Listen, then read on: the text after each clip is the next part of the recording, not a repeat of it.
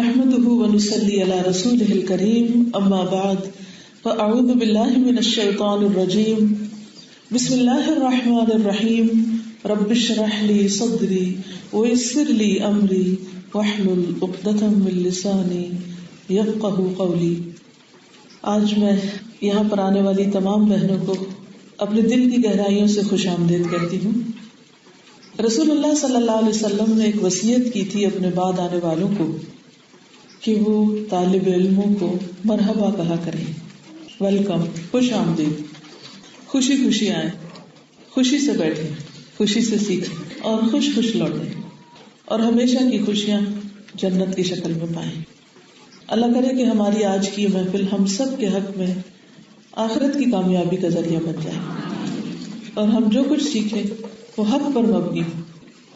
ہم سب اپنی زندگی میں کچھ نہ کچھ کرتے رہتے ہیں، ہر وقت مصروف۔ اگر ہمارے ہاتھ پاؤں مصروف نہیں تو ہمارا دل مصروف، کچھ نہ کچھ سوچتے رہتے ہیں۔ جب دل میں بہت ساری باتیں آتی ہیں تو پھر ان کو کہنے کو دل چاہتا ہے، پھر بولنا شروع کر دیتے ہیں، کچھ نہ کچھ کہتے رہتے ہیں۔ کبھی اللہ کا ذکر کرتے ہیں، کبھی بندوں کا ذکر کرتے ہیں، کبھی کسی کی اچھی بات کرتے ہیں اور کبھی کسی کے خلاف باتیں شروع کر دیتے ہیں۔ ہر وقت کچھ نہ کچھ ہوتا ہی رہتا ہے، کیونکہ زندگی نام ہی اس چیز کا ہے۔ اگر ایک شخص کچھ بھی نہ کرے، نہ وہ سوچے، نہ وہ بولے، نہ وہ چلے پھرے، نہ وہ اپنے ہاتھوں سے کوئی کام کرے، تو ایسے شخص کے بارے میں آپ کیا کہیں گے کہ وہ کون ہے؟ مردہ یا انتہا درجے کا بیمار۔ تو جو بھی زندہ ہے وہ حرکت کرتا ہے، لیکن ہر شخص کی حرکت مختلف طرح کی ہوتی ہے۔ سب کی سوچیں ایک جیسی نہیں ہوتی، سب کی باتیں ایک طرح کی نہیں ہوتی اور سب کے کام ایک جیسے نہیں ہوتے۔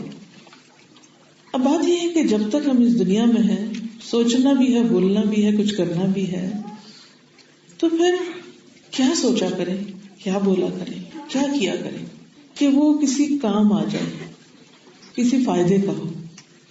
اس دنیا کی زندگی، اس کی مہلت بہت کم ہے، ہمیں شاید اس کا اندازہ بھی نہیں۔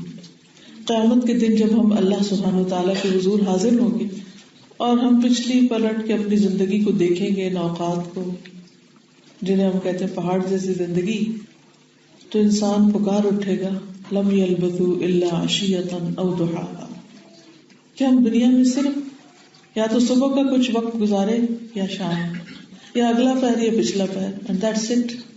جیسے آج آپ دن کا پہلا پہر میرے ساتھ یہاں گزارنے آئے ہیں، تو اسی طرح ہر شخص اگلا یا پچھلا پہر کہیں نہ کہیں گزارتا ہے، اور ہمارے یہ ہر روز کے اگلے پچھلے پہر قیامت کے دن بس صرف ایک اگلا یا پچھلا پہر بن جائیں گے، دیٹس اٹ۔ اس لیے جس طرح اس وقت آپ بہت سنجیدگی اور بہت توجہ کے ساتھ سن رہے ہیں اور بہت شوق کے ساتھ یہاں بیٹھے ہیں اور بہت فاصلے طے کر کے آئے ہیں، یہی سنجیدگی ہمیں باقی زندگی میں بھی چاہیے۔ اس سنجیدگی کا مطلب یہ نہیں ہے کہ ہم ہلے جلے نہیں، کچھ بات نہ کریں، یہ تو علم کی مجلس کا ادب ہے۔ لیکن جب علم کی مجلس سے باہر بھی آپ کہیں ہوں تو اپنے آپ کو حاضر رکھیں، حاضر دماغ ہو، حاضر دل ہو، جو سوچیں اس پر بھی نظر رکھیں، جو بولیں اس کا بھی حساب رکھیں، اور جو کریں اس پر بھی اپنی نگاہ رکھیں، کیا کر رہا ہوں، کیوں کر رہا ہوں۔ کیونکہ اینڈ آف دا ڈے ہماری ساری سوچوں کو کیلکولیٹ کیا جائے گا اور ان کے نمبر لگائے جائیں گے۔ ہماری ساری باتوں کو جو بھی ہم منہ سے نکالتے ہیں ان کا بھی ایک حساب ہوگا، وہ سب بھی گنی جائیں گی، تولی جائیں گی۔ اسی طرح ہم جو کام کرتے ہیں اپنی پرسنل لائف میں یا ہم لوگوں کے ساتھ کوئی بھی معاملہ کرتے ہیں، وہ سب بھی چونکہ ریکارڈ ہو رہا ہے، نوٹ ہو رہا ہے، اینڈ آف دا ڈے ان کو چھان پٹک کے بالکل الگ الگ کر کے سامنے دکھا دیا جائے گا، اور جو بھی ہماری زندگی کا گراف ہے اور جو بھی ہماری زندگی کی کمائی ہے وہ ساری ہمیں دکھا دی جائے گی، لِيَرَوْا أَعْمَالَهُمْ، تاکہ لوگوں کو ان کے اعمال دکھا دیے جائیں، تو ہم سب دیکھیں گے۔ ان میں سے کچھ کام ایسے ہوں گے جنہیں اللہ سبحانہ و تعالیٰ پسند کرے گے، اور کچھ کام ایسے ہوں گے کہ جو اللہ تعالیٰ کو پسند نہیں آئیں گے۔ اب جو کام اللہ سبحانہ و تعالیٰ کو پسند نہیں آئیں گے ان کاموں کو ریجیکٹ کر دیا جائے گا، نکال دیا جائے گا۔ بالکل ایسے ہی جیسے آپ نے دیکھا ہوگا کہ کبھی آپ نے کوئی گرینز یا دانے یا کوئی بھی چیز آپ نے کوٹ کے اس کا چھلکا الگ کیا ہو تو ہسک جو ہوتا ہے اس کو آپ اڑا دیتے ہیں اور جو اصل چیز ہوتی ہے پیچھے رہ جاتی ہے۔ تو اسی طرح کچھ اعمال انسان کے بالکل حسک کی طرح ہوں گے جو پھوکوں سے اڑ جائیں گے، ان کی کوئی وزن نہیں ہوگا، ہباء منثورا، ان کا کوئی وزن نہیں ہوگا. اللہ سبحانہ و تعالیٰ کے پسندیدہ کام ہوں گے، ان کا وزن کیا جائے گا، اور اگر وہ زیادہ ہوئے تو جنت میں جگہ ملے گی، اور اگر وہ کم ہوئے تو انسان ناکام ہو جائے گا. فَأَمَّا مَنْ أُوتِيَ كِتَابَهُ بِيَمِينِهِ فَيَقُولُ هَاؤُمُ اقْرَءُوا كِتَابِيَهْ، تو جس کا نامہ اعمال دائیں ہاتھ میں دیا جائے گا وہ کہے گا آؤ میرا اعمال نامہ پڑھو. وہ اپنے اعمال دوسروں کو بھی دکھائے گا. اور اسی طرح جس کا نامہ اعمال اس کے بائیں ہاتھ میں دیا جائے گا وہ پریشان ہوگا اور وہ کہے گا کاش کہ میرا یہ نامہ اعمال مجھے نہ دیا جاتا. یا لیتنی لم اوتا کتابیہ ولم ادری ما حسابیہ، اور میں نہ جانتا کہ حساب کتاب کیا ہوتا ہے. اور یہ بھی آپ کو معلوم ہے کہ حساب کتاب اہل ایمان کا ہی ہوگا. باقی جو کفار ہیں، منافقین ہیں، مشرکین ہیں، ان کا تو پہلے ہی حساب ہو چکا ہے. ان کے تو اعمال کا کوئی وزن ہے ہی نہیں. کفر کے ساتھ جو کچھ کیا جاتا ہے اس کا تو کوئی وزن ہی نہیں، وہ تو تولے نہیں جائیں گے، ہے جو کچھ نہیں، ایک ہی چیز ہے. شرک کے ساتھ بھی کیا ہوتا ہے؟ شرک کے ساتھ سارے اعمال ضائع ہو جاتے ہیں، برباد ہو جاتے ہیں. اللہ سبحانہ وتعالیٰ نے پیغمبروں تک کو یہ فرمایا کہ اگر تم نے شرک کیا تو تمہارے اعمال ضائع ہو جائیں گے. تو باقی حساب پھر کس کا ہے؟ کون رہ گیا؟ ایمان والے رہ گئے. تو یاد رکھیے اعمال نامے ہمارے ہی تولے جائیں گے. والوزن یومئذ الحق، وزن اس دن بالکل برحق ہے، سچ ہے. تو اس سے ہمیں اندازہ ہوتا ہے کہ ہمیں سوچ کے بولنا ہے، سوچ کے کام کرنا ہے، اور اس بات کی فکر کرنی ہے کہ جو کچھ ہم کر رہے ہیں وہ ٹھیک ہو، اللہ سبحانہ و تعالیٰ اس کو قبول فرما لے، قابل قبول ہو. جس شخص کو بھی آخرت کی فکر لگتی ہے، اپنے حساب کتاب کی فکر لگتی ہے، وہ ضرور اس بات کے بارے میں سوچتا ہے کہ وہ کون سی چیزیں ہیں جن کے کرنے سے میرے اعمال، اچھے اعمال، نیک اعمال، میری عبادت، نماز، روزہ، یہ سب کچھ قبول ہوگا، اور وہ کون سی چیزیں ہیں کہ جن کی وجہ سے یہ سارے اعمال ضائع ہو جائیں گے. ہر نیک کام کرنے والے کو قبولیت کی فکر ضرور ہوتی. آپ سب کو ہے؟ آپ میں سے کتنے لوگوں کو یہ فکر رہتی ہے کہ اللہ میری نماز قبول ہو جائے، میرا روزہ قبول ہو جائے، میرا صدقہ قبول ہو جائے، یہ بھی قبول ہو جائے. ہونی چاہیے نا. اور اگر یہ فکر ہی نہیں ہے تو پھر تو زیادہ پریشانی کی بات ہے. تو اس سے بھی بڑا خسارہ ہے کہ کسی کو فکر ہی نہ ہو. تو ہمیں یہ جاننا بہت ضروری ہے کہ اعمال کی قبولیت کی شرائط کیا ہے، کس کس کا عمل قبول ہوگا اور کس کا عمل قبول ہی نہیں ہوگا. الحمدللہ مانچسٹر میں ہم نے یہ سیریز شروع کی تھی، آج اس کا تیسرا حصہ ہے. پہلے 2 حصوں کا خلاصہ تو آپ کے سامنے رکھتی ہوں، لیکن اس کی تفصیل آپ خود انٹرنیٹ پہ جا کے سن سکتے ہیں اگر آپ انٹرسٹڈ ہوں، کیونکہ جتنے بھی ہمارے لیکچرز ساتھ ساتھ ایڈٹ ہو کے نیٹ پہ جاتے رہتے ہیں. تو alhuda.pk.com، farhathashimi.com پر آپ یہ لیکچرز سن سکتے ہیں، کیونکہ یہ اس سیریز کا تیسرا حصہ ہے. پہلے حصے میں ہم نے اعمال کی قبولیت کی بنیادوں پر جو بات کی تو اس میں پہلی بنیاد تھی ایمان. ایمان کے بغیر کسی کا بھی عمل قبول نہیں. وہ کیوں؟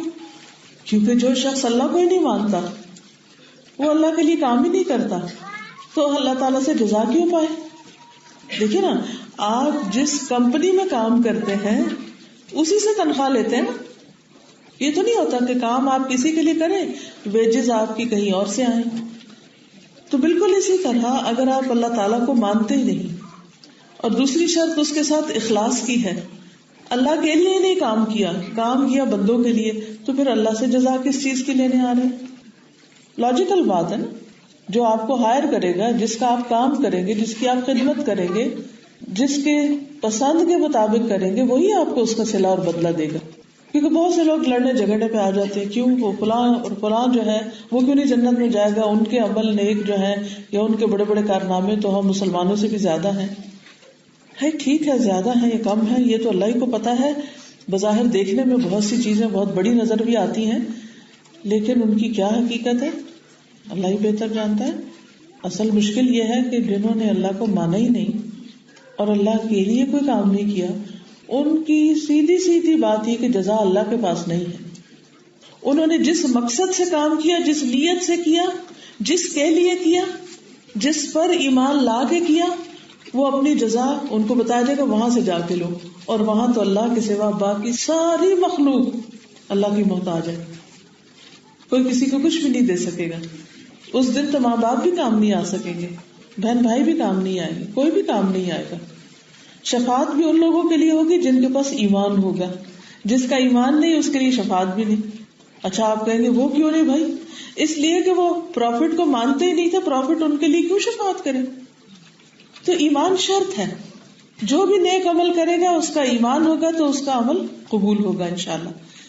دوسری شرط اخلاص کی ہے کہ اللہ کے لیے خالص ہو، پیور ہو عمل، pure, only for the sake of Allah. اگر it is for the sake of people تو اللہ تعالیٰ کیا فرمائیں گے؟ جاؤ لوگوں سے جزا لے لو، میرے لیے نہیں کیا تھا ان کے لیے کیا. یہ مکس اپ قسم کا کام ہے. تو اللہ کو مکس چیزیں بھی نہیں چاہیے، خالص چاہیے، بالکل خالص، 100% خالص.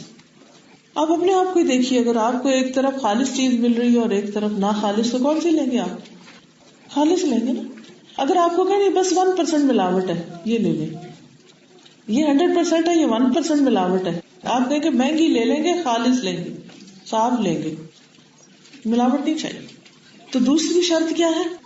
اخلاص. تیسری شرط اتباع. اتباع کا مطلب ہوتا ہے نبی صلی اللہ علیہ وسلم کی پیروی.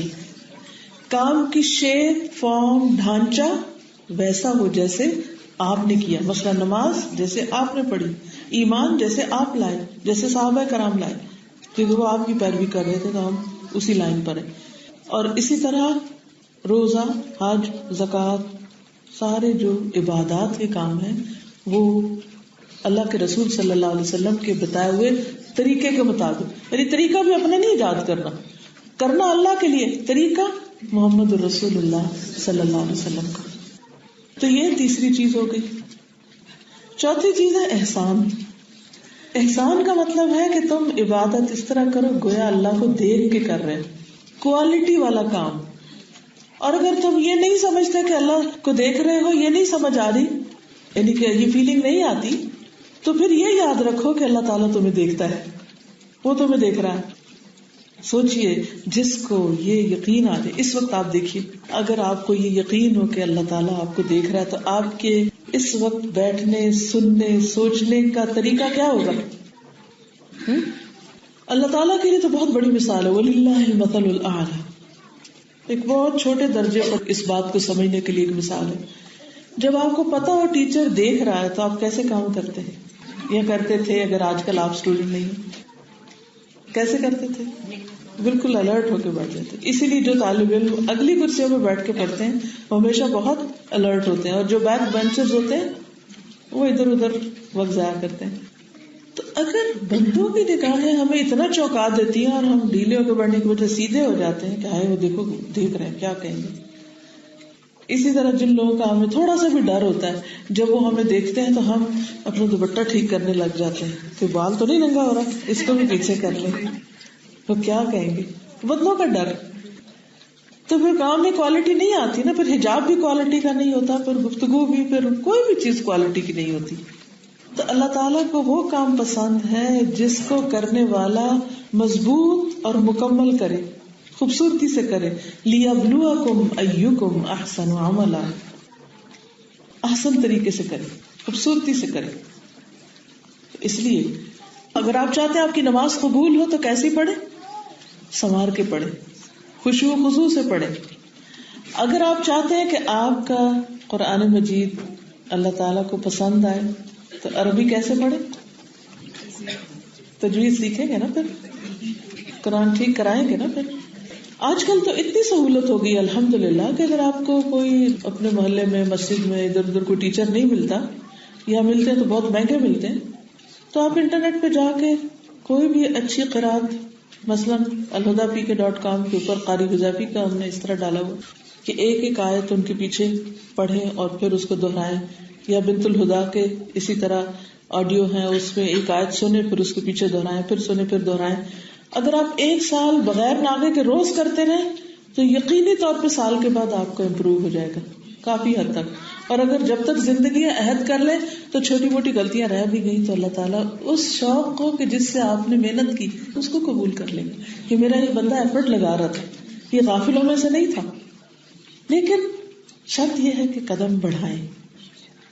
تو مثلاً اگر آج آپ یہاں سے یہی نیت لے کر اٹھیں کہ بھئی میں نے تو اب اس کے بعد اتنی خوبصورت قرات کرنی ہے کہ اللہ تعالیٰ کو پسند آ جائے، بس یہ نیت ہو، یہ نہیں کہ لوگ واہ واہ کریں کیا خوبصورت کاریہ ہے. اس سے کیا فرق پڑتا ہے؟ وہ 2 منٹ یا 1 سیکنڈ میں واہ کر کے وہ گھر چلے جائیں گے اور بھول جائیں گے، اور ہمارا سارا کیا کر رہا ہے برباد. کیا فائدہ؟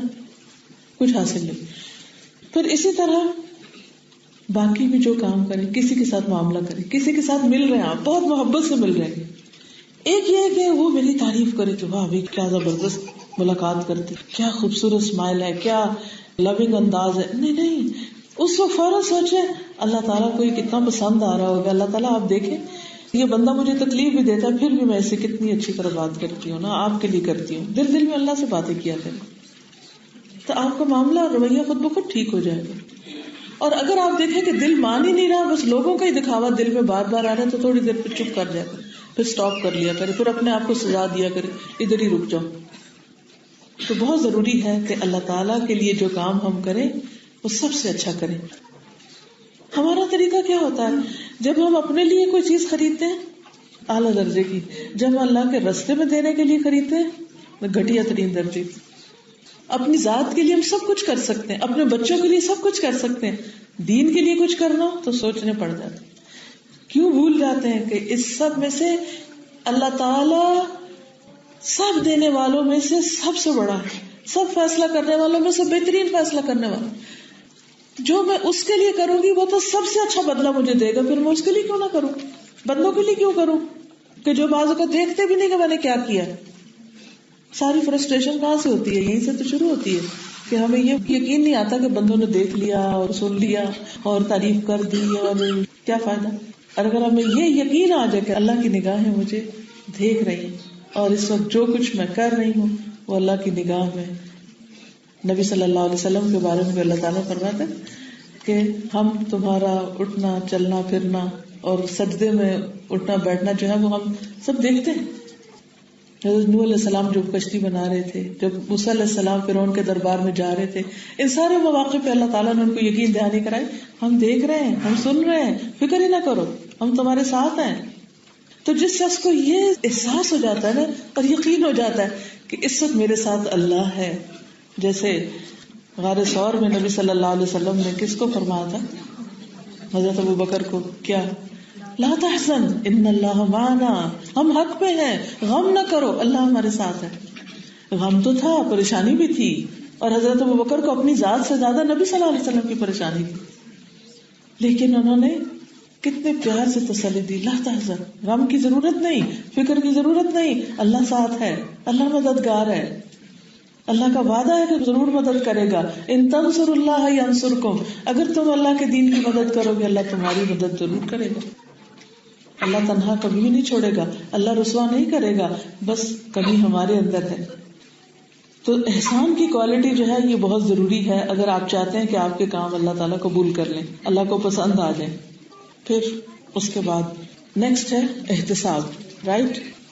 ایمان، دوسری اخلاص، تیسری اتباع، چوتھی احسان، پانچویں احتساب. گڈ. میں نے ان لفظوں کو اس لیے الف کے ساتھ کیا ہے، ایمان، اخلاص، اتباع، احسان، احتساب، تاکہ وہ لفظ یاد رہے. رائم ورڈز بنا دیے، ورنہ اگر میں سینٹینس بناتی تو پھر آپ کو یاد کرنا اور مشکل ہوتا، ایکسٹرا ورڈز، رائٹ. اب ہے احتساب. احتساب کا مطلب ہوتا ہے اجر کی نیت سے کام کرنا، اس پر اللہ مجھے اجر دے گا. اس سے کام کرنا آسان ہو جاتا ہے. مثلا اکثر لوگ پوچھتے ہیں کب تک صبر کریں؟ جواب کیا ہے؟ جب تک اجر چاہیے. جب تک کریں گے تب تک اجر ملے گا. اجر نہیں چاہیے تو صبر چھوڑ کے بے صبری کریں. بے صبری کریں پھر کیا ملے گا؟ کیا ملے گا؟ کچھ بھی نہیں ملتا. اکثر کہتے ہیں اب صبر نہیں ہوتا، کہتے ہیں نا بہت ہو چکی اب نہیں صبر ہوتا. اچھا بھی تو پھر کیا ہوتا ہے؟ نہ کرے، کچھ اور کرے، بے صبری کرے، چیخے، چلائے، سر پاڑے، دیوار کے ساتھ جا کے مارے، اپنے آپ کو مار ڈالے، کیا ہوگا؟ کیا ملے گا؟ کچھ بھی نہیں. شیطان خوش ہوگا، رحمان کی ناراضگی ہوگی، کیا ملے گا؟ بے صبری آسان ہے؟ بتائیے، بے صبری آسان ہے؟ بے صبری فائدہ مند ہے؟ نہیں، کیونکہ اگر آپ سے صبر نہیں ہوتا تو لازماً آپ بے صبری کر رہے ہیں. جب بے صبری کر رہے ہیں تو پھر فائدے نہیں ہے، نقصان ہے، اور وہ بھی آسان نہیں ہے. بے صبری بھی بڑی مشکل ہے. بے صبری میں لوگ اپنے آپ کو مارتے ہیں، بال پھینکتے ہیں، کپڑے پھاڑتے ہیں. بھئی بال کتنی دیر روکتے ہیں، کپڑے کتنی مشکل سے سلتے ہیں، چوٹ لگ جائے کتنی دیر سے درد کو آرام آتا ہے. یہ سب کرنے کا کیا فائدہ؟ کیا مسئلہ حل ہو رہا ہے؟ نہیں، صرف شیطان کا بہکاوا ہے. پیغام بلانے کے لیے صبر نہیں، بے صبری کرو. نہیں، صبر کریں گے تو کیا ملے گا؟ وقتی طور پہ ضرور تکلیف ہوگی، لیکن وہ تو بے صبری میں بھی ہے نا. تکلیف ہوگی لیکن اس کے بعد ایک ایک لمحے پر اجر. کتنا اجر گن بھی نہیں سکتے آپ. انما یوفی الصابرون اجرهم بغیر حساب، بے حساب، انلمیٹڈ. نماز پر بے حساب اجر کی اس طرح بات نہیں کی گئی جس طرح صبر پر. تو جو لوگ اللہ کی خاطر صبر کریں، بیماری پہ، تکلیف پہ، کسی وفات پہ، کسی کی بے رخی پہ، کسی کی زیادتی پہ، کسی کی بدتمیزی اور بد اخلاقی پہ، ان کا اجر اللہ کے پاس لکھا جاتا ہے. تو جب انسان اجر کی توقع رکھتا ہے تو پہاڑ چڑھنا بھی آسان ہوتا ہے. جب آپ کو پتا ہوتا ہے نا وہ ٹاپ پہ کوئی چیز ملے گی جا کے، تو مارے بندے سانس ہاں پہ اوپر چڑھ ہی جاتے ہیں. مثلا ایک عورت کے بچے نہیں ہوتے اور اس کو پتا ہے کہ بچہ کا حمل سے لے کر پیدائش بڑی مشکل کام ہے. پریگنینسی بھی وہن علی وہن ہے، پھر ڈیلیوری. آپ کو پتا ہے ایک ڈیلیوری میں کتنی پین ہوتی ہے؟ جیسے 20 ہڈیاں ایک وقت میں ٹوٹے. اس کو میجر کیا گیا ہے، it's equal to 20 bones get fractured at the same time. کیا حال ہوگا بندے کا؟ لیکن ماں کیوں اتنی پین اٹھاتی ہے؟ Why؟ اور پھر ایک دفعہ نہیں، پھر پہلے کہتے ہیں بیٹی ہے تو کہتے ہیں بیٹا ہو جائے، پھر بیٹا ہو جائے تو کہتے ہیں 2 بھائی ہو جائیں، بیچارے کا اکیلا کیسے رہے گا. پھر وہ بہن ہے تو وہ اس کا کیا ہوگا، پھر یہ ہو جائے تو پھر وہ ہو جائے. اچھا وہ بہن کا بچہ نہیں، چلو ایک اس کو پیدا کر کے دے دے. کیسی کیسی تکلیفیں اٹھاتی ہیں خواتین. کیوں؟ کیونکہ اس بچے کو ملنے کے بعد جو خوشی ہوتی ہے وہ بے پناہ ہوتی ہے، وہ سارے درد بلا دیتی.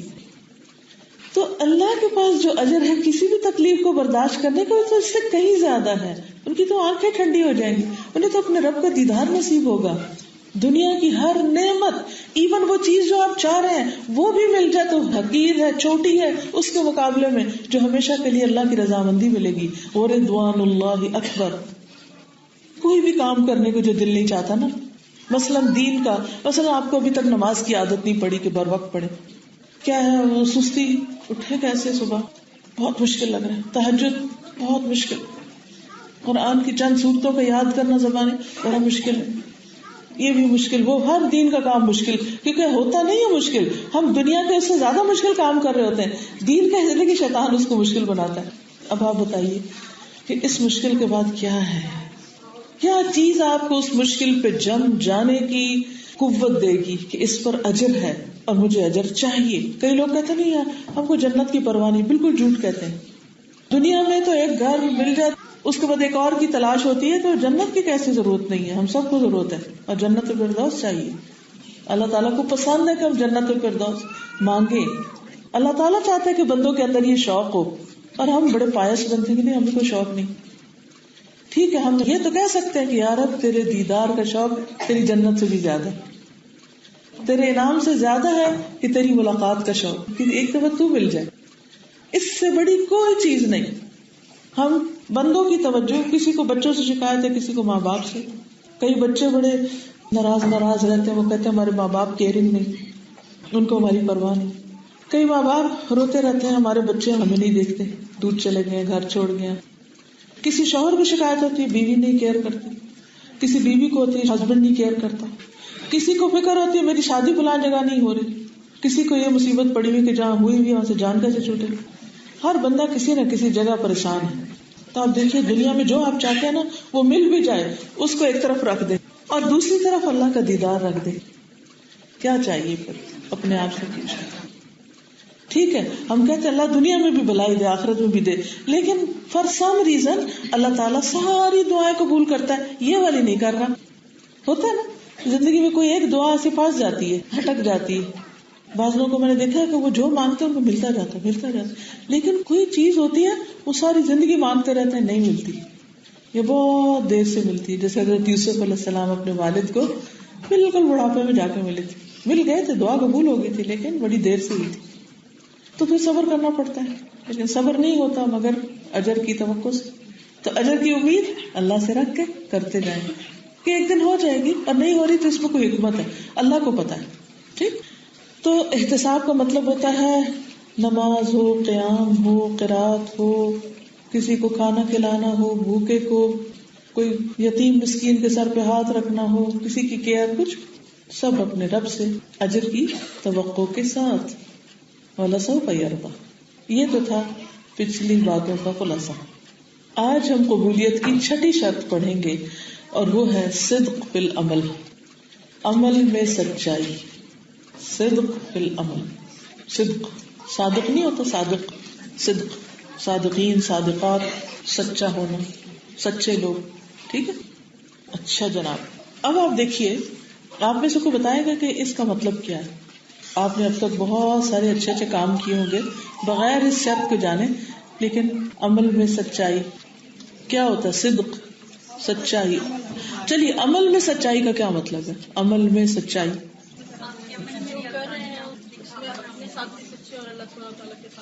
ٹھیک ہے, اوکے. صدق فی العمل, نیک اعمال میں ایک بڑی ہی اہم شرط یا اہم ترین شرط یہ ہے کہ انسان اپنے عمل میں سچا ہو, آنےسٹ ہو, کھرا ہو. مطلب اس کا کیا ہے؟ ایک ہی ارادہ ہو اس کام کے کرنے کا, واحد ارادہ, ون سنگل ریزن, کسی بھی عبادت کی ون سنگل ریزن, اور وہ کیا؟ اللہ کی خاطر. یہ ہے سچائی. اور اخلاص کا مطلب ہوتا ہے مراد ایک ہونا. صدق کا مطلب ہے ارادہ ایک ہونا, اخلاص ہے مراد ایک ہونا. آپ کہیں گے تو بڑے ہائی لیول کی باتیں ہیں, لیکن جو کہ ہم سب کے لیے ضروری ہے, اس لیے ہائی کو ذرا سا سمپل کر کے آپ کو سمجھاتی ہیں انشاءاللہ تعالی.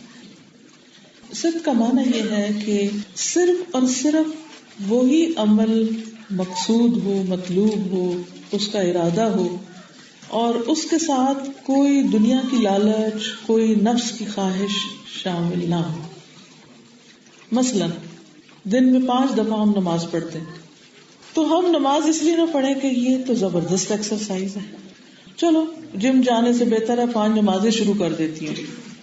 تو اس میں نماز پڑھنے کے پیچھے آپ کا ارادہ کیا ہے؟ ارادہ کیا ہے؟ اسمارٹ ہونا. اچھا بھائی جسم بڑھتا جا رہا ہے, میرا خیال ہے کہ کوئی روزے رکھ لیتے ہیں. لوگوں کو آپ بتائیں جی میں تو نفلی روزوں کی بڑی عادی, نفلی روزے رکھتی ہوں. وہ کہیں گے واہ کیا عابدات, طائبات میں سے ہے یہ خاتون جو نفلی روزے رکھتی ہے.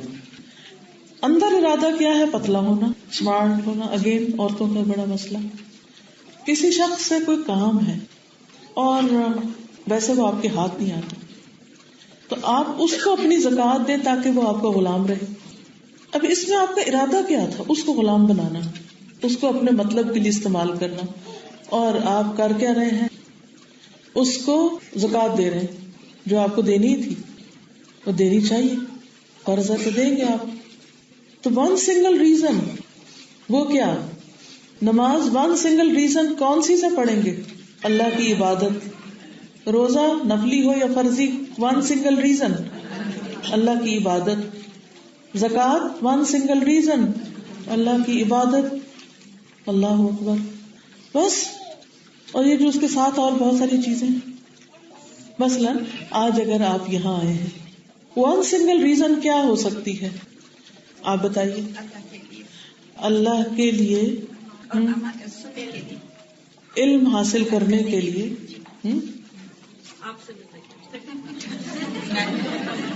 چلو اگر اللہ کے لیے ملاقات ہو تو وہ ایک الگ بات ہے, لیکن اب اگر آپ صرف اس لیے کہ اچھا لیکچر تو میں گھر ہی سن لیتی, چلو مل ہی آتی ہوں, ٹھیک ہے, اللہ کی خاطر ملاقات بھی ایک نیک کاموں میں سے ہے, لیکن ایک دفعہ ملاقات ہو گئی بس کافی ہے. اس کے بعد نیکسٹ ٹائم کبھی بھی آپ کو موقع ملے تو ملاقات کے لیے نہیں آئے، کس کے لیے آئے؟ اچھا چلیے، اللہ کی خاطر جو ملاقات ہوتی ہے اس کا بھی ایک اجر اور ثواب ہے. کیا ہے، کسی کو معلوم ہے؟ عرش کے سائے تلے ہوں گے. چلیے، وہ اگر آپ نے رکھا ہوا کہ اس ملاقات کا صلہ عرش کا سایہ چاہیے پھر ٹھیک ہے. پھر اگر آپ مجھ سے ہاتھ نہ بھی ملا سکے تو بھی ناراض ہو کے نہیں جائیں گے، کیونکہ اللہ کے لیے آئے تھے، بس ٹھیک ہے، ہو گئی بات. اچھا، لیکن اگر کوئی شخص مثلاً کہے کہ فلاں شخص بڑا مزے کا کھانا بناتا ہے، چلو کھانا کھانے چلتے ہیں، اور اللہ کے لیے ملاقات بھی ہو جائے گی. کیا خیال ہے؟ مکس اپ کر دیا نا اس نے. ایک شخص جا رہا تھا نا، ایک بستی سے نکل کے دوسری میں جا رہا تھا اپنے ایک دینی بھائی سے ملنے کے لیے، اور وہاں نہ اس کا کوئی رشتہ دار تھا، نہ اس نے کوئی شاپنگ کرنی تھی، نہ کوئی اور کچھ بھی نہیں تھا، اس کا کوئی غرض ہی نہیں تھی، صرف اور صرف ایک غرض تھی کہ میں اس کے پاس جا کے بیٹھوں، میرا ایمان بڑھے. کیونکہ اللہ کی خاطر جو ملاقات ہوتی ہے یا اللہ کی خاطر جو محبت ہوتی ہے اس میں انسان کا ایمان بڑھتا، وہ اللہ کے قریب کرتی ہے، بندوں کے قریب نہیں ہونا، اللہ کے قریب ہونا ہے. رائٹ؟ اچھا، تو پھر کیا ہوا؟ اللہ تعالیٰ نے اس کو ٹیسٹ کرنے کے لیے فرشتہ بھیجا. اس نے کہا بھائی تم کدھر جا رہے ہو؟ کہا فلاں جگہ جا رہے ہو. کیوں جا رہے ہو؟ کوئی تمہارا رشتہ دار ہے، کوئی کام کاروبار؟ کچھ نہیں، بس صرف اللہ کی خاطر اپنے ایک مومن بھائی سے ملنے کے لیے جا رہے ہیں، کیونکہ مجھے اللہ کی خاطر اس سے محبت ہے. تو فرشتے نے اس کو کیا خوشخبری دی کہ اللہ تعالیٰ بھی تم سے محبت کرتا ہے، جس کے نام پر تم اس سے محبت کرتے ہو. لیکن اگر ہم جا رہے ہیں شاپنگ کرنے، مقصود شاپنگ کرنا، اور اتنے میں ہمیں خیال آ جاتا ہے کہ یہاں کوئی رہتا ہے تو چلو اس کو ملتے جائیں اور تھوڑا وہاں ریلیکس کر لیں گے یا کچھ، اور جا کے جو دنیا کی باتیں کر کے غیبتیں شیفتیں کر کے واپس آ گئے، کیا یہ اللہ کی خاطر ملاقات ہوگی؟ کوئی اس میں سے نتیجہ نہیں نکلنے والا. علم کی مجلس کے لیے بلایا جائے تو نیت یہ ہونی چاہیے کہ آج میں ایسے علم میں اضافہ کر کے آؤں جس سے میرا عمل اور اچھا ہو جائے، تو انشاءاللہ اللہ تعالیٰ اس کو اور زیادہ بابرکت کر دے گا. اچھا، اسی طرح اگر کوئی شخص مال کا حریص ہو، مال کی لالچ رکھتا ہو، اور وہ کہے کہ چلو میں ایک مدرسہ بنا لیتا ہوں اور چندے اکٹھے کروں گا، میں بھی مالدار ہو جاؤں گا اور لوگوں کو بھی تھوڑا بہت اس کو خرچ کر کے پڑھا کے تو بس بھائی ٹھیک ہے، کام چلے گا.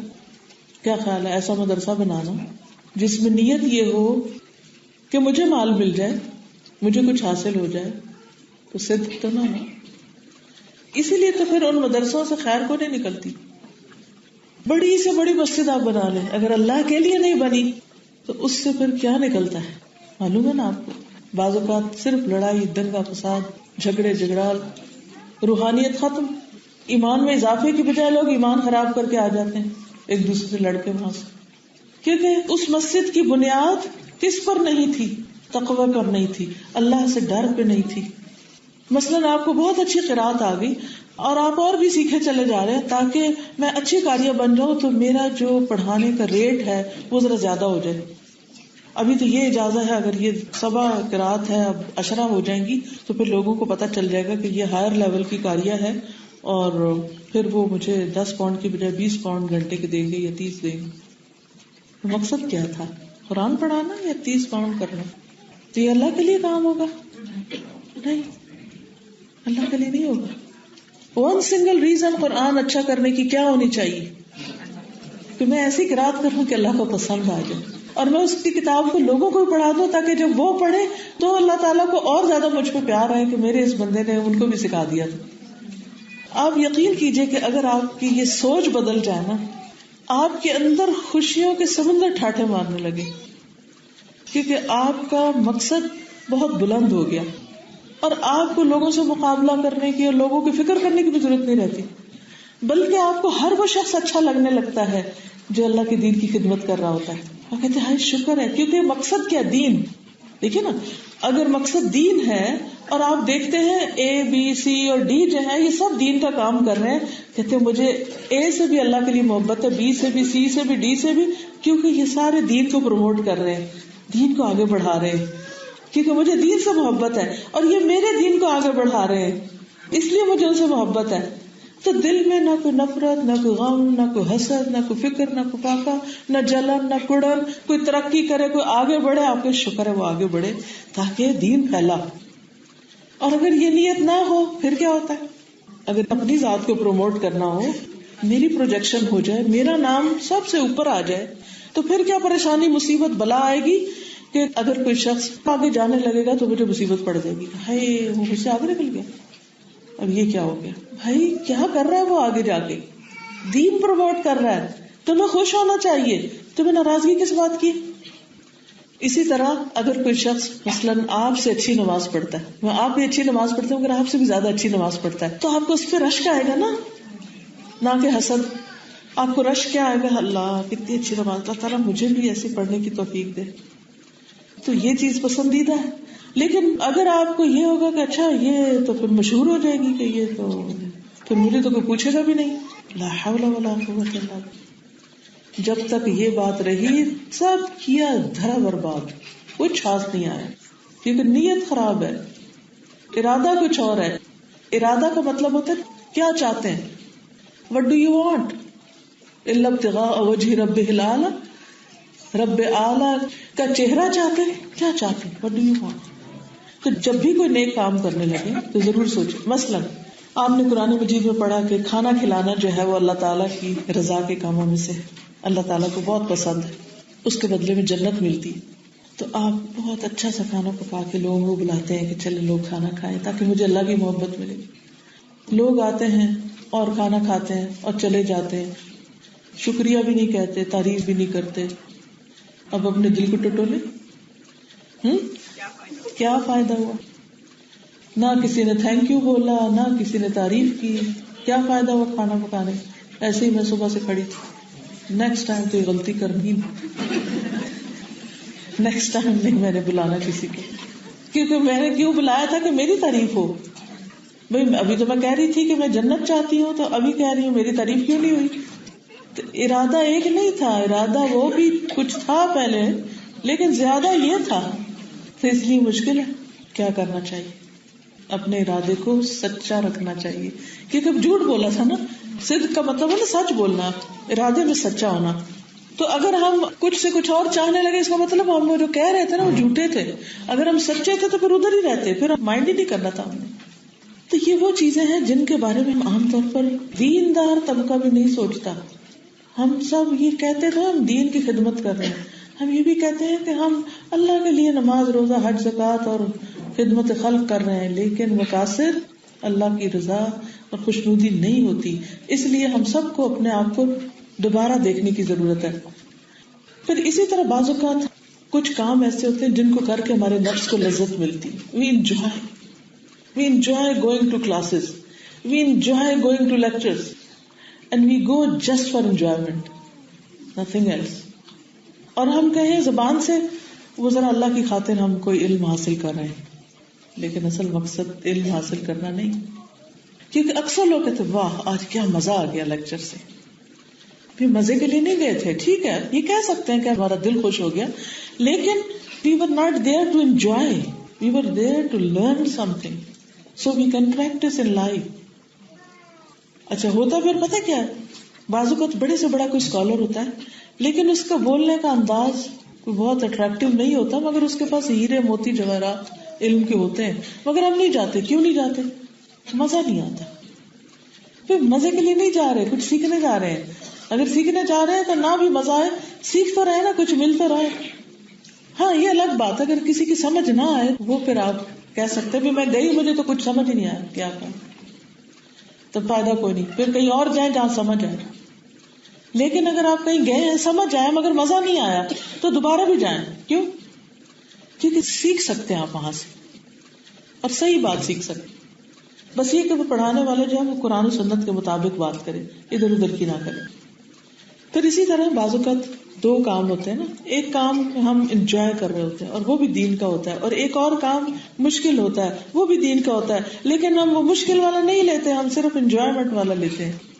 مثلا کرسی پہ بیٹھنا ایک انجوائمنٹ ہو سکتی ہے، کرسیاں لگانا مشکل کام ہے. اکثر لوگ کرسی پہ بیٹھنا پسند کرتے ہیں، کرسی لگانا پسند نہیں کرتے. کیا سوچ کے؟ وہ کہتے ہیں اور جسٹیفائی کرتے ہیں کرسی پہ بیٹھ کے ہم اللہ کے دین کی بات کر رہے ہیں، یہ بڑا نیکی کا کام، مجھے بیٹھنا ہے یہاں. پھر اس پہ لڑائی ہونے لگتی کون بیٹھے گا کرسی. اور کرسیاں لگانا ہم تو کبھی کام ہی نہیں کیا زندگی میں، یہ تو کوئی اور ہی کرے گا. حالانکہ ایک ایک کرسی لگانا، اس وقت جتنی کرسیاں جس نے لگائیں اللہ انہیں جزائے خیر دے، کیونکہ جتنے لوگ آرام سے بیٹھ کے کچھ سن رہے ہیں سب کا ثواب ان کو جا رہا ہے. اب اس کرسی پہ بیٹھنے والی تو سب کو نظر آ رہی ہے، یہ کرسیاں لگانے والا تو کوئی بھی نظر نہیں آ رہا، ان کا اجر تو اللہ کے پاس ہے. اس کو تو دکھاوے کا موقع مل رہا ہے، ان کو تو دکھاوے کا کوئی موقع نہیں ملا. تو عموماً لوگ دین کا کام بھی جو مرضی کے خلاف ہو اس میں ہاتھ ہی نہیں ڈالتے، سلام دور سے، یہ نہیں کر سکتے. جس دن ہمیں گھر سے نکلنا کنوینئنٹ ہو بس اس دن نکلتے ہیں. آج ہمارا موڈ نہیں، بھائی لیسن رہ جائے گا، نہ ہمیں موڈ ہی نہیں ہے، جانا ہی نہیں، آج دل ہی نہیں چاہ رہا. بھائی دل کے لیے تھوڑی جاتے ہیں، کام تو کام ہے، جانا ہی جانا ہے. کیا آپ جاب پہ جاتے ہیں تو یہ سوچتے ہیں آج موڈ ہے کہ نہیں؟ صبح سویرے اٹھتے ہیں، بازو کا آپ کا ذرا دل نہیں چاہتا کام پہ جانے. آپ میں سے کون کون کام پہ جاتا ہے؟ کچھ لوگ ہیں کام پہ جانے والے، تو آپ سب اس کو ایکسپیرینس کرتے ہیں. چلے جو کام پہ نہیں جاتے وہ گھر میں بھی کام کرتے ہیں نا. بچوں کے لیے مثلا ناشتہ بنانا، ان کو اسکول بھیجنا. اب لاسٹ نائٹ آپ بہت دیر سے سوئے، اب آپ کو بالکل اٹھنے کو دل نہیں کر رہا، اب جسم ٹوٹ رہا ہے، آپ کو بخار سے چڑھ رہا ہے، لیکن آپ کیوں اٹھ جاتے ہیں؟ کیونکہ آپ کی ڈیوٹی ہے نا. ورنہ بچے سوئے رہیں گے، بچے اسکول نہیں جائیں گے، بچے اسکول نہ جائیں، ان کا اسکول بھی سو جائے، نہیں مجھے اٹھنا ہے، پھر آپ اٹھ کھڑے ہوتے ہیں. اکثر مائیں بخار میں بھی اٹھتی ہیں. اور آپ لوگ جیسے یہاں رہتے ہیں، جو باہر کے ملکوں میں جتنی بہنیں ایسی ہوتی ہیں جن کے پاس کوئی ہیلپ نہیں ہوتی، بعض اوقات ایک دن کا بیبی ہوتا سارے گھر کے کام کر رہی ہوتی، اور ان کو کوئی 40 دن بیڈ پہ لیٹنے کی عیاشی نہیں ہوتی، کیونکہ ان کے پاس کوئی اور ہیلپ نہیں، انہیں کرنا ہی کرنا ہے. یہ کام کر رہے ہیں نا، کیوں کر رہے ہوتے؟ کیونکہ ضرورت ہے کرنے کی. وہ مزے کے لیے نہیں کر رہے ہوتے، لیکن کر رہے ہیں. تو کوئی بھی کام ہم نے صرف اس لیے نہیں کرنا کہ ہم مزہ آتا ہے، اس لیے دین کا کام. نماز بھی مزہ بن نہیں جانا چاہیے. اگر کوئی پوچھے نماز کیوں پڑھتے ہیں تو یہ نہیں کہنا چاہیے کہ مزہ آتا ہے اس لیے پڑھتے ہیں. نو، اللہ سبحانہ و تعالیٰ نے فرمایا اقم الصلاۃ لذکری، نماز قائم کرو میری یاد کے لیے. نماز پڑھتے اللہ کو یاد کرنے کے لیے، اللہ کا حکم ماننے کے لیے، مزے کے لیے نہیں. روزہ رکھتے مزے کے لیے. حج پہ کیوں جاتے ہیں؟ بس وہ ذرا اینول ویکیشن ہے نا، ویکیشن پہ جاتے ہیں. ہاں آپ یہ تو کہہ سکتے ہیں ہمیں ویکیشن پہ جانا ہے، ہم کہیں اور نہیں جائیں گے، ہم عمرہ کریں گے جا کے، تاکہ یہ پیسہ ہم اللہ کے گھر جانے پہ لگائیں تو ہماری ایمان میں اضافہ ہو. وہ ٹھیک ہے، لیکن اگر آپ یہ کہیں کہ ہم عمرے پہ گئے تھے جسٹ فار ویکیشن، نو، اللہ کی رضا کے لیے. تو جتنی بھی چیزیں، جتنے بھی کام کریں ان میں صرف اس لیے نہیں کہ مزہ آ رہا ہے. ہاں یہ الگ بات ہے کہ جب آپ نماز پڑھتے ہیں تو آنکھوں کی ٹھنڈک نصیب ہوتی، سرور آتا ہے، وہ بونس ہے، وہ آپ کو بینیفٹ مل رہا ہے، وہ آپ کا مقصد نہیں تھا، کیونکہ ہر وقت نہیں آتا. وہ قرآن پڑھ کے آپ کو کبھی کبھی ہمیں لگتا ہے وہ ہائے ہو گئے، دل خوش ہو جاتا. اچھا کبھی کبھی منہ سے لفظ نہیں نکل رہا ہوتا، وہی آپ ہوتے ہیں. ہوتا ہے آپ کے ساتھ، میرے ساتھ بہت دفعہ ہوتا ہے. کبھی میں پڑھاتی ہوں تو بس مجھے اتنی آسانی ہوتی ہے، پڑھاتی جاتی ہوں، اور کبھی پڑھانے لگتی ہوں تو بوجھل ہو جاتا، نہیں پڑھایا جاتا. لیکن میں نے کبھی اس لیے چھوڑا نہیں کہ آج چونکہ میں بوجھل ہوں تو میں اب نہیں پڑھاتی. اللہ تعالیٰ کیا فرماتے؟ اللہ کی راہ میں نکلو، خواہ ہلکے ہو یا بوجھل، موڈ ہے نہیں ہے کرو، کرنے والا کام تو کرنا ہے. جی ایک دفعہ ٹی وی کے میں پروگرام دیکھ رہی تھی تو اس میں ایک بندے نے سوال کیا ایک عالم سے کہ میں پہلے نماز بہت ریگولرلی پڑھتا تھا تو اب نماز میں مجھے مزہ نہیں آتا تو میں نماز نہیں پڑھتا. تو انہوں نے جواب دیا آپ عبداللہ ہیں، عبد اللذت نہیں ہیں. آپ کو لذت ملے یا نہ ملے آپ نے نماز ضرور پڑھنی ہے. بالکل اتنا خوبصورت ان کا جواب لگا میرے دل کو. بالکل، کیونکہ نماز تو اللہ کی یاد کے لیے ہے، اللہ کی عبادت کے لیے. تو قرآن مجید میں اللہ تعالیٰ فرماتے ہیں کونوا مع الصادقین، صادقین کے ساتھ ہو جاؤ، سچے لوگوں کا ساتھ دو.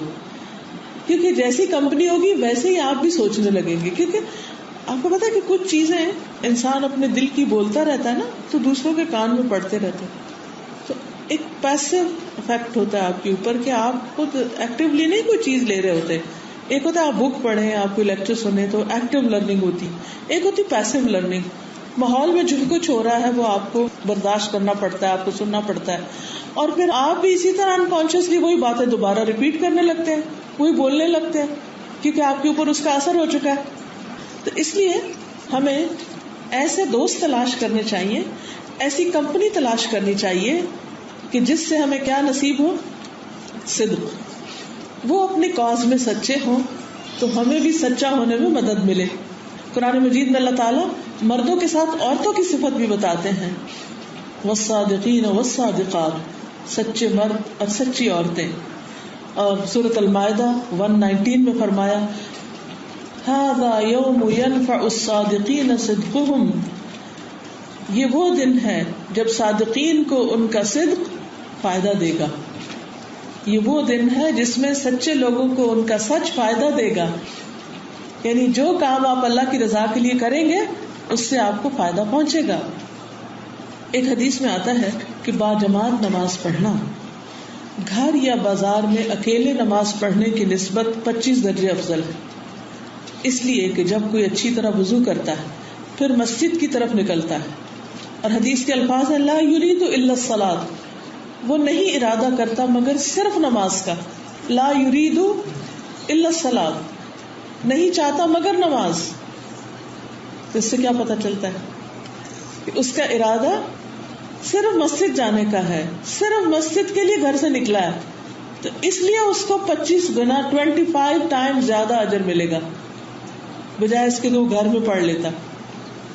تو ریوارڈ ملٹی پلائی ہوتا ہے ارادے کے سچے ہونے کے ساتھ.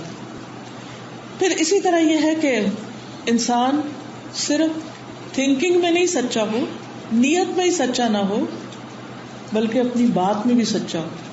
جو کہے پھر وہ کر کے دکھائے. بعض اوقات کوئی کام دیتا ہم کہتے ہیں ہم کریں گے لیکن پھر نہیں کرتے، تو یہ بھی جھوٹ ہوتا ہے. پھر اسی طرح یہ ہے کہ اللہ سبحانہ تعالیٰ نے سورۃ الحشر آیت 1 میں مہاجرین کے بارے میں یہ گواہی دی کہ وہ سچے ہیں. ارشاد باری تعالیٰ ہے للفقراء المہاجرین الذین اخرجوا من دیارہم واموالہم یبتغون فضلا من اللہ ورضوانا وینصرون اللہ ورسولہ اولئک هم الصادقون. مال فے، یہ جیسے غنیمت ہوتی ہے نا، ایسے مال فے بھی ہوتا ہے، بوٹی، وار بوٹی. لیکن مال فے ہوتا ہے جس میں جنگ نہیں ہوتی تو مال ملتا ہے.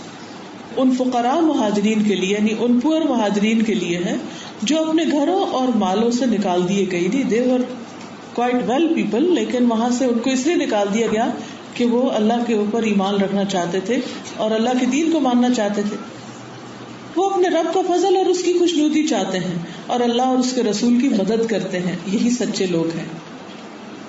تو جو لوگ مکہ سے ہجرت کر کے، مائگریٹ کر کے مدینہ گئے تھے only for the sake of Allah subhanahu wa ta'ala, not for any business, not for any marriage plan or anything else, تو ان کے بارے میں یہ فرمایا گیا کہ وہ اللہ کا فضل اور خوشی چاہتے ہیں.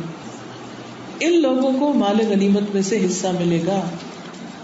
مثلا میں بریڈ فورڈ آئی، اگر میں یہ کہوں اچھا میں ذرا جا کے دیکھوں تو صحیح بریڈ فورڈ کیسا ہے، وہاں کے مال کیسے، فلاں چیز کیسی، فلاں چیز کیسی، اور چلو ساتھ درس بھی دے دوں، تو اس کا کیا اجر ہوگا؟